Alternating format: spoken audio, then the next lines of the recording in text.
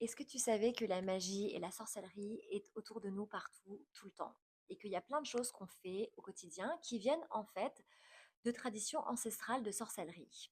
Par exemple, quand on dit je touche du bois, ça vient des anciens cultes des arbres. On frappait le tronc pour réveiller et honorer les esprits qui y vivaient afin de leur demander leur protection.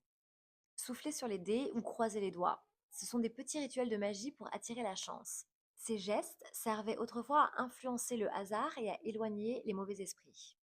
Souffler sur tes bougies d'anniversaire. C'est une tradition issue de rituels païens où la fumée portait les vœux jusqu'aux dieux. Chaque flamme était une offrande magique. Porter un porte-bonheur. Qu'il s'agisse de pattes de lapin ou de cristaux, c'est de la magie de talisman. C'est des objets qui protègent ou qui attirent la chance. Faire un vœu à 11h11. La numérologie a des racines magiques. Les nombres répétés sont vus comme des messages de plans supérieurs. Faire un vœu, c'est en réalité comme jeter un sort en fait. Faire brûler de la sauge ou du palo santo chez toi.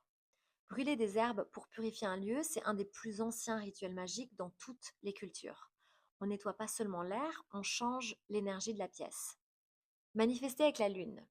Utiliser les phases lunaires pour écrire ses intentions ou libérer ce qui doit partir.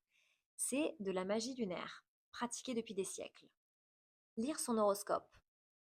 L'astrologie était autrefois un art sacré de divination utilisé par les mystiques, les rois et les voyants.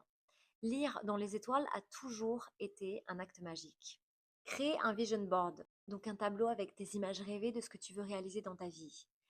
C'est en gros réunir des images symboliquement pour attirer l'avenir que tu désires. C'est tout simplement de la magie, des sigils modernes. C'est pas juste de la planification, c'est un sortilège. La magie est déjà partout autour de toi et la sorcellerie en fait, c'est simplement savoir comment l'utiliser.